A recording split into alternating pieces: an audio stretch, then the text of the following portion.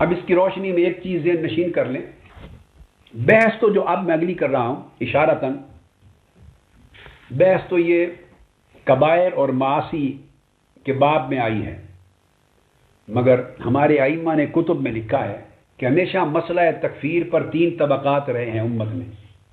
شروع سے افراد کا طبقہ،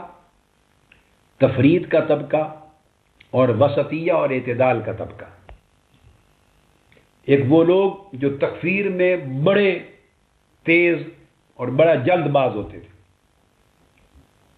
اور وہ حتیٰ کہ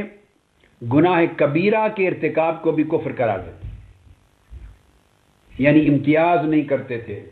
اس حد تک تکفیر کے قائل تھے کہ گناہ کبیرہ کا ارتکاب ہوا اس کو بھی کافر کر دیا۔ اس طبقے میں خوارج، معتزلہ اور قدریہ تھے۔ یہ میں خلاصہ بتا رہا ہوں ہماری اہل سنت کی کتب عقائد کا۔ خوارج، معتزلہ اور قدریہ۔ دوسرا طبقہ تھا تفرید، جو اتنی ڈھیل دیتے کہ کسی پر ہی کفر کا نہیں کرنا قول، کسی پر کفر کا قول نہیں کرنا، جو چاہے کرتا رہے۔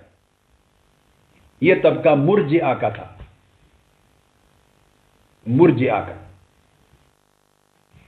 تکفیر کرتے اور عدم تکفیر میں غلو کرتے۔ خوارج، معتزلہ اور قدریہ تکفیر میں غلو کرتے اور افراط، بے دھڑک ہر ایک کو کافر بنا دیتے، گناہ کبیرہ کا مرتکب کافر۔ اور معتزلہ اگر فاسق کرتے تو اس کو ایمان سے خارج کر دیتے، المنزلۃ بین المنزلتین۔ اور دوسرا طبقہ تفرید کرتا، خوارج اور معتزلہ کے برعکس مرجئہ، اور حتیٰ کہ وہ معاذ اللہ وہ یہ یہاں تک سمجھتے کہ کسی کے کبائر سے اور معاصی اور کبیرہ گناہ سے بھی ایمان کو بھی کوئی ضرر نقصان نہیں پہنچتا۔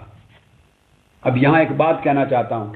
جو اشاعرہ تھے اور دوسرے مذاہب کے لوگ تھے، امام اعظم سیدنا ابو حنیفہ رضی اللہ تعالیٰ عنہ کے مخالفین اور احناف کے مخالف، وہ امام اعظم پر مرجئہ میں سے ہونے کا ارجاء کا طعنہ دیتے تھے۔ یہ بات بڑی قابل غور ہے، کیونکہ امام اعظم تکفیر کے بارے میں محتاط تھے، اور خوارج اور معتزلہ اور قدریہ کے تصور افراط فی التکفیر اور غلو فی التکفیر کے اتنے خلاف تھے، اور تفرید بھی نہیں تھی آپ کی طبیعت اور آپ کے عقیدہ میں، تفرید بھی نہیں تھی، ان کا طریقہ احتیاط تھا،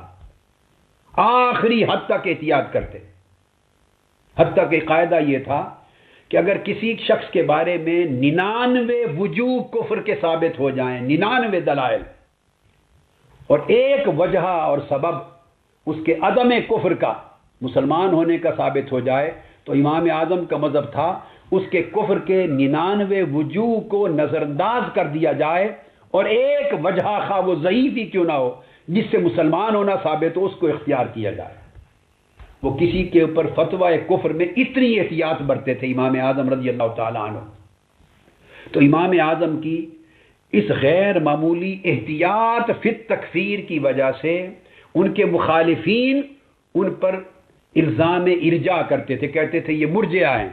اور معاذ اللہ لعنت ملامت تک کرتے تھے امام اعظم پر، اور جھوٹی تہمت لگاتے مرجئہ ہونے کی۔ اور آپ کی کتاب الفقہ الاکبر اور کتاب الوصیہ، امام اعظم کے رسائل، خود آپ کے اپنے لکھے ہوئے پڑھ کے دیکھیے، ان میں سب کچھ درج ہے، اور فرماتے تھے کہ میں مرجئہ نہیں ہوں، میرا طریقہ صرف تکفیر کے باب میں احتیاط کا ہے۔ اور ان لوگوں کو تکفیر کے بارے میں احتیاط گوارا نہیں تھی، یہ تکفیر میں احتیاط کرے اس کو بھی اٹھا کے تفرید کے کھاتے میں ڈال دیتے تھے۔ یہی ماجرا آج ہمارے ساتھ ہے، ہم تکفیر میں تفرید کے قائل نہیں ہیں، مگر تفرید کے بھی قائل نہیں، افراد کے بھی قائل نہیں، ہم امام اعظم رضی اللہ تعالیٰ عنہ کے مقلد، ہم احتیاط کے قائل ہیں۔ تیسرا طبقہ اہل سنت والجماعت کا ہے، جو امام اعظم کے پیروکار اور امام ابو منصور الماتوریدی، پھر فقی ابو اللیث السمرقندی، پھر امام طحاوی اور امام نصفی، اور ہماری کتب عقائد میں پھر ان کے تمام معاملات درج ہیں۔ یہ جو احتیاط کے ساتھ کام لینے والا طبقہ، یہ تو میں نے آپ کو پہلی بات عرض کر دی۔